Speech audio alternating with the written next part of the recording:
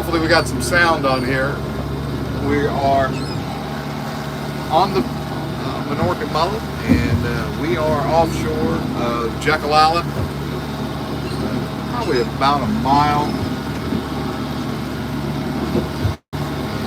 Right now we're trying out this new rigging that we put on the boat. This is our first day out with it, and I had a little bit of interest in people wanting to understand what was going on with the new net and the new system, and it is working pretty well. I tell you, we had a foul up, and it's a little bit of a learning curve because the pulling point is off on the side of the boat now and not on the stern.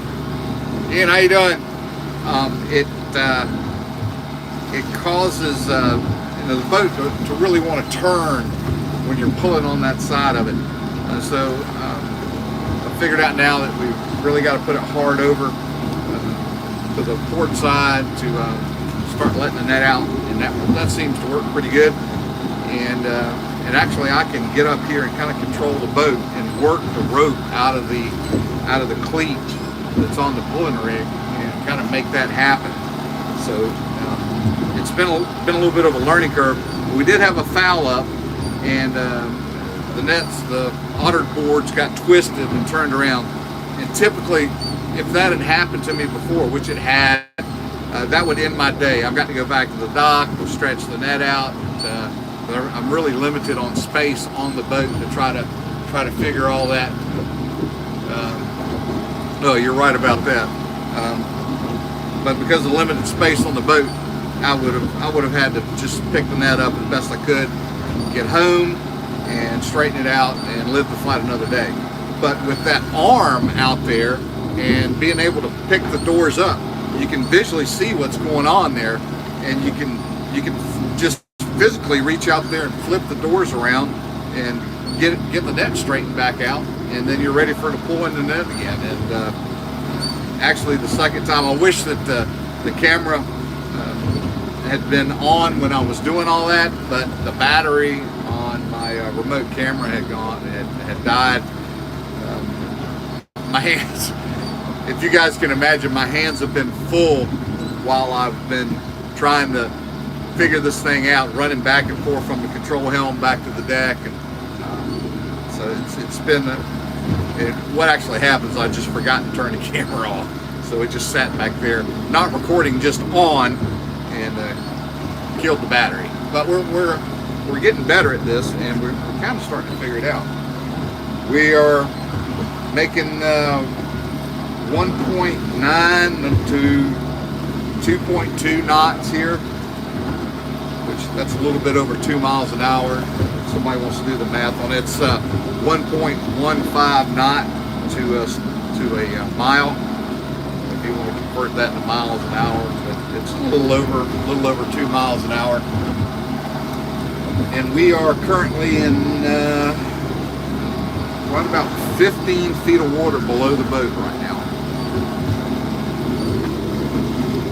We'll try to get the camera up here in just a second and kind of swing it around so you guys can just get a visual of where it is. We'll try to do that right now. It's 9:30. Well, geez, this is prime time entertainment over in the UK, Ian.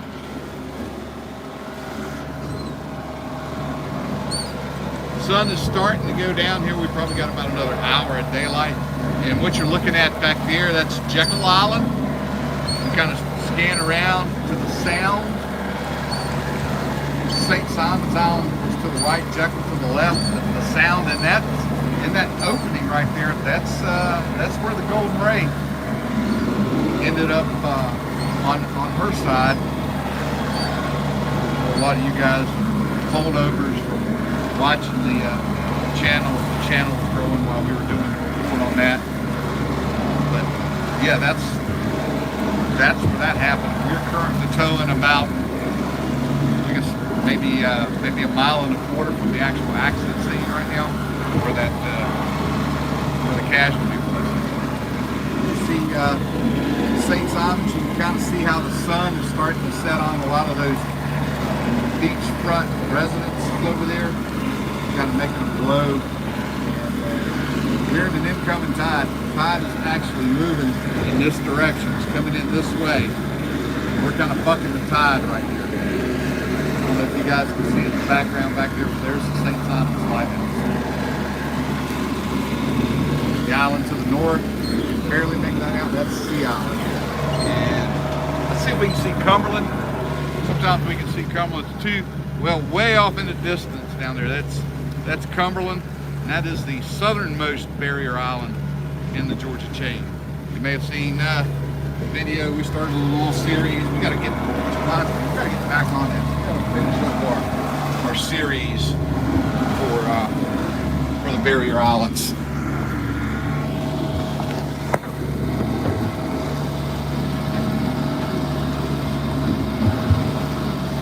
But here we are back in the pilot house, and we're probably going to pull. We've had this drag going now for about 15 minutes. I may pull this one till dark. Well, hey Dennis, I guess you're actually, if you're watching this, you're here with me, because you know we're live, and I'm glad you guys are here kind of checking this out. We've got a pretty good day. The wind, it started out just calm here. The seas were flat, and the northeast wind has started to pick up a little bit here, so it's starting to get choppy for a little 21-foot boat. And I don't know if it's a good thing or a bad thing, but we're the only thing trawling out here today. Now, I couldn't stand it. I had to come to try the new rig, and that's why I'm here today. Typically, I don't have the opportunity to get off on a weekday. It is Monday here in the United States. It's Monday evening, and it's typically a work day for me. But I was able to get off a little early and get out here and then try this out. And so far, it's done everything I expected it to do. Now, the real test is going to be when I completely take up this time after this drag is complete. We finish up with this tow and pull everything back on board. The real advantage to the boom part of the rigging and being able to lift that net up is going to help us with cleaning the net tremendously. That's going to we'll be able to go up, be able to shake whatever fish or debris is in the net on out of it, and I'm really looking forward to that, because it's a bit of a hassle to clean the net out if you're just trying to do it pulling it over the gunnel. Weigh in, typically it's about 45 minutes. In the state of Georgia, if you pull a trawl in, if you recover a trawl by hand, if you don't have mechanical means of pulling that net back aboard the boat, you don't have to have a turtle excluder device. Now, turtle excluder devices are they almost look like a cage inside of the net, and they force the turtle out of the net through an opening in the net, and that opening has to be, it's pretty substantial. I think the law right now is it's like a 52-inch opening for the sea turtles. Now the water's cooled off here. We don't have as many sea turtles here as we did when the water was warmer. I'm not saying they're still out. They're not here, but they're not as prevalent as they were. I think they've moved on to warmer waters. But that the ability to pull the net in by hand says, I don't have to have a TED. The Black Magic net, if you watch that video that we put up this morning, we actually do have it's called a soft shooter. That's typically what the trawl makers call that, and it will actually work like a turtle excluder device, and to some extent, smaller turtles, because the opening in that throat of the net is pretty small, but it allows a lot of the bigger bycatch the horseshoe crabs, any of the bigger sharks. And if you saw the video where we had the spotted eagle ray that was in our net, and that was a real eye opener, because the eagle, we had to go back out the mouth of the net with that spotted eagle ray. It was, I don't know, 5 or 6 feet across, wingtip to wingtip. I thought I was going to lose the net that day because it was so doggone big. We did have to take it back out of the mouth of the net. Hopefully we won't see another one of those things in the water. Again, that's once the water starts to cool down. Right now, water temperature here is 62.9 degrees at the surface. So it's started to cool off. You know, beginning to see the set in of our cooler temperatures.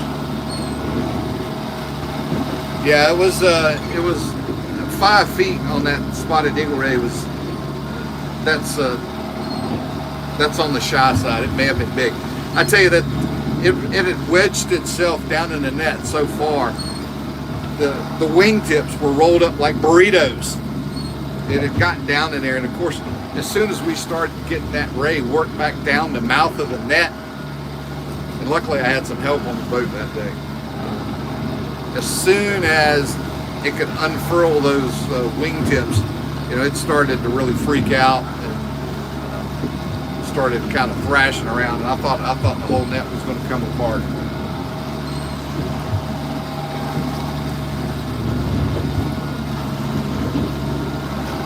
I've got another bit of news here from our port entry.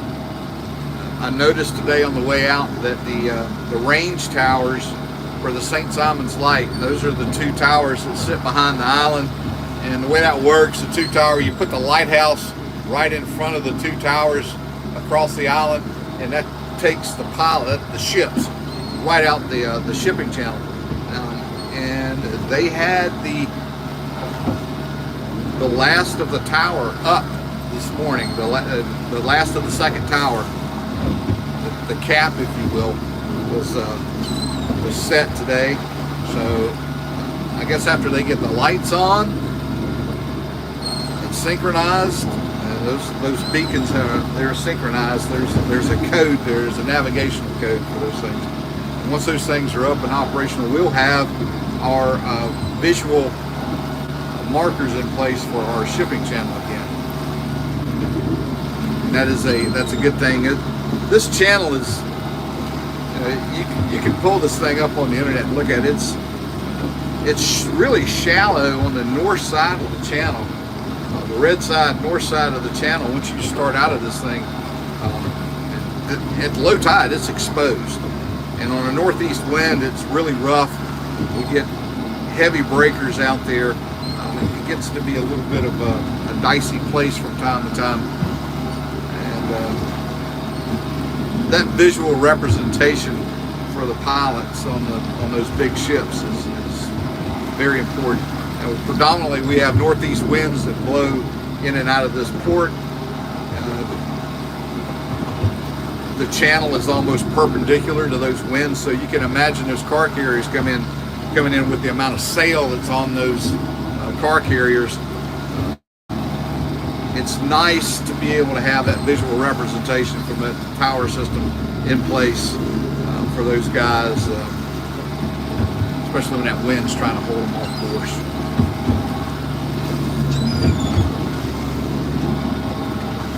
And I don't know what's going on back there, guys, but the birds, look, well, I guess what's going on, you guys got to see this. Seagulls are here. Now, we still got,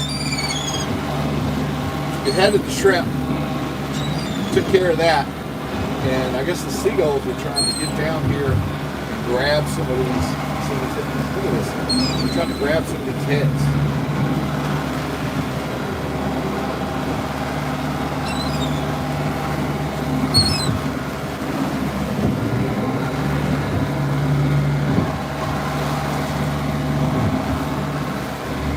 Oh, he was so close. that one is hungry.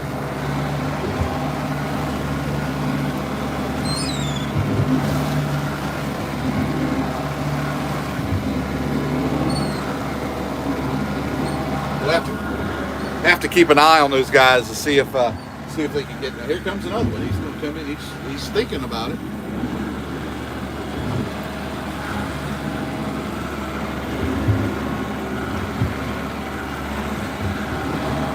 Walk back here with you guys on the deck. I'll show you. This is my pull system. And those cables are going right on back to the net. We got a pulley right there. That pulley allows us to turn. If we didn't have that pulley in place, the boat would just continue straight, and that pulley allows the boat to kind of pivot and swivel and get around and make its turns. And pulling down low like that on the boat gives us a lot of stability.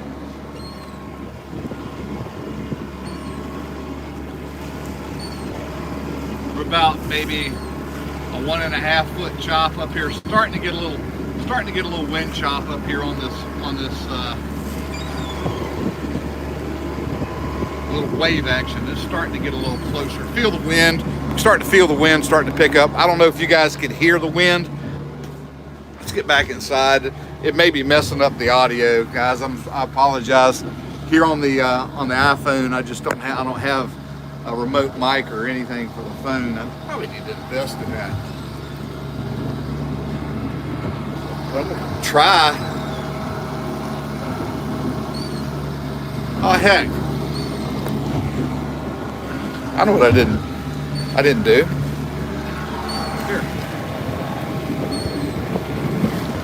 Here. Those are the heads. Oh, okay, thanks Ian. Appreciate that. Those are our heads and the bycatch we can have. That's really another great thing about this net, this Black Magic, with the excluder device, and also this net, it has to have a bycatch reduction device, and that's that little triangle metal shaped thing that's down in the webbing of the net, and it sits up in the top of it and creates a little funnel so that when the fish try to swim back out of it, and most of the time the fish will go to the top of the net trying to get away. They're trying to get out and up and out of it. They'll run into that point and run right out of the net. That's a bycatch reduction device. That's required on any trawl that you're pulling for food, shrimp that you're going to consume. They don't have to have them on the trawls they use for bait shrimp in the state of Georgia. But if you're pulling that trawl for human consumption for seafood, you have to have a bycatch reduction device in that net.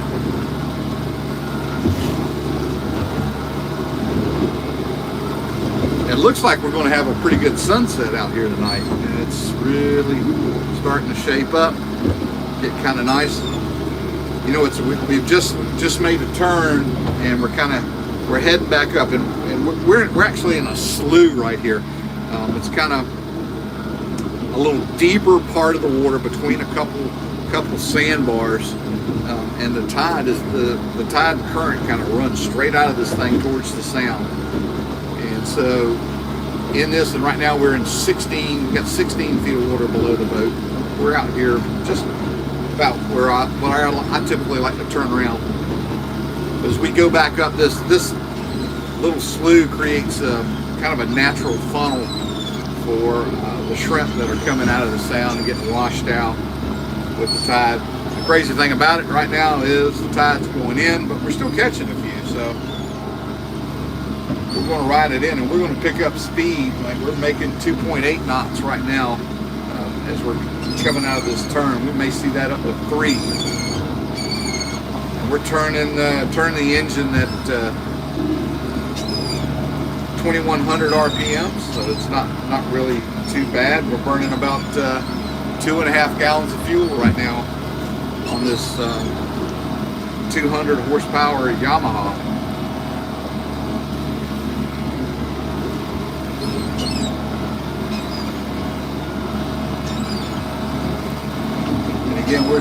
lonely place. A lonely place out here today. I've seen a few pleasure boats and maybe 3 sailboats coming up the channel. I guess those guys are starting to get rough offshore, and those guys are starting to look for shelter and coming in. Starting to see a little more of a whitecaps beginning to develop out here on the water. It's crazy how quick the wind can chop up the water here. Of course, with the tide coming in,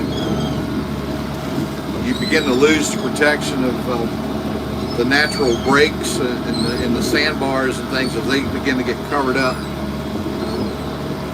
you don't have that natural protection or I guess stop.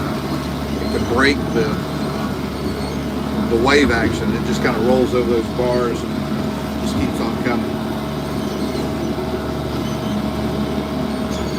I don't know. If anybody's got any questions here, I'll try to certainly put them in the comments, and then we'll try to answer. If you've got a question, heck,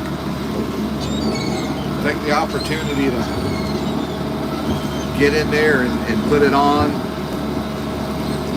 I want to show you guys that I've got my vest on. It's on, strapped up. I've got an emergency kill. If I go overboard, and if I manually want to, I can stop the engine. And also, I invested in a locator beacon, a personal locator beacon to go on my vest, and it stays with me. Try to stay in compliance that way. Hopefully, that's something I'll never need, but it's reassuring to know that it's there.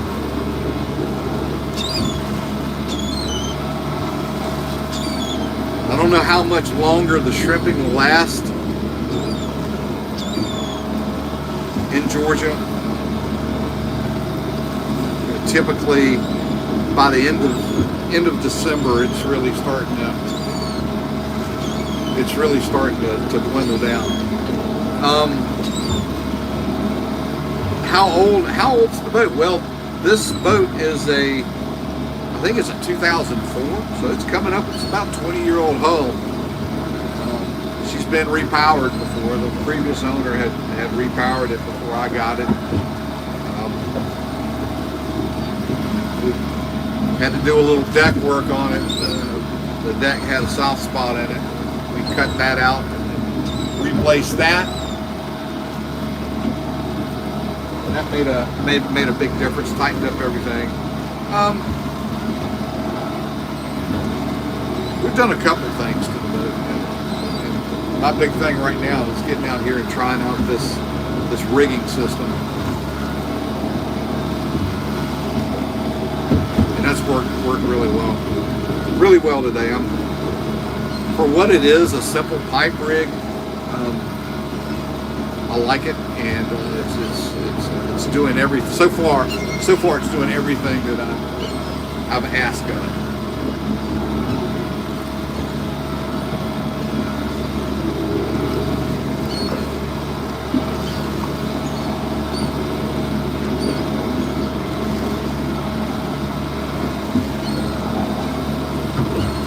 And I got to get you on with Mike over there. Mike runs a trawler somewhere over in the UK. I'm not sure exactly where it is, but he pipes up. What time is dinner? Oh, you know, it might be a late night for dinner tonight, because I got a late start today, and I had a couple things going on, and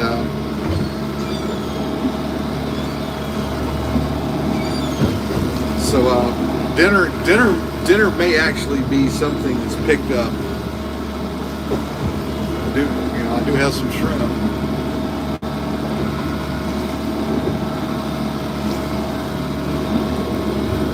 Yeah. I know a lot. I've known a lot of guys that have had accidents on boats, slipped over, fell. knocked their got their head knocked around a little bit, and basically they drowned. And this a vest like this, you know, automatic deployment, and you take that out of the equation. You're gonna at least come back up to the surface, and someone's gonna have a chance of trying to find you. So yeah, I try to keep the vest on when I'm out by myself.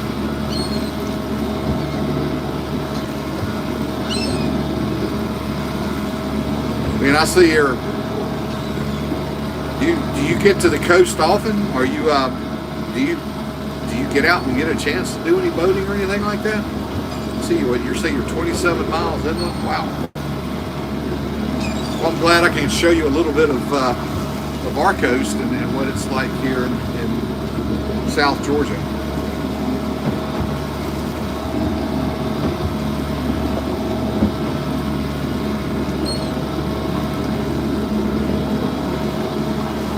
Who else we've got coming on? Anything at all? All right.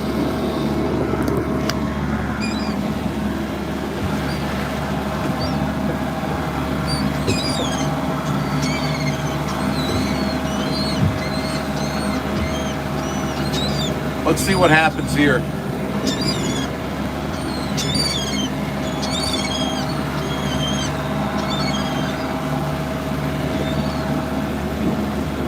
I thought we were going to have a brave guy come in here and try to sit down on the table and get some of those scraps.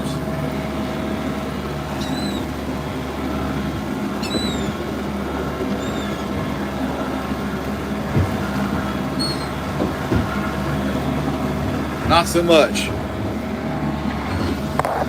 All right, guys. Well,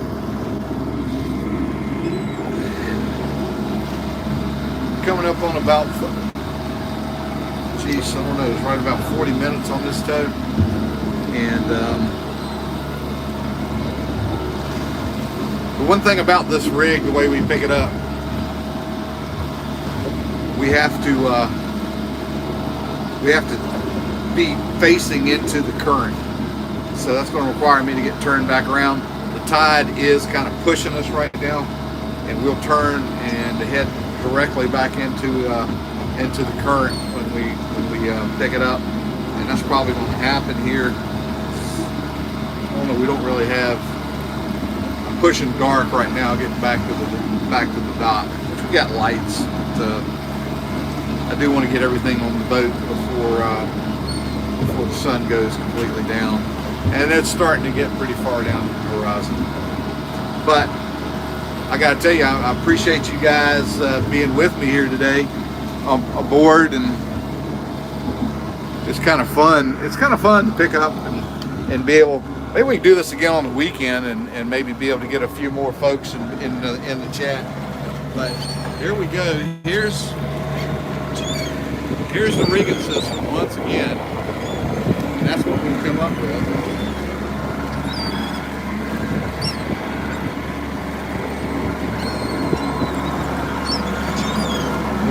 Hopefully we'll be able to get the camera up. I can't, of course, do this when I'm live. I don't think you guys will be able to see much, but we'll get a camera up and we'll get this thing posted. I don't know if it'll happen today, but we'll kind of show you guys how the system works when we bring it back on board. Hey, thanks guys for being with us here today aboard the Minorcan Mullet. If you haven't done it yet and you're new to the channel, click on that subscribe link, and we certainly appreciate the thumbs up. That kind of lets YouTube know that you guys are kind of appreciating what we're doing, and we thank you. Ian, yeah, hey, there's just nothing else. We want everybody to stay safe out there. You guys take care. Thanks for being a part of the day.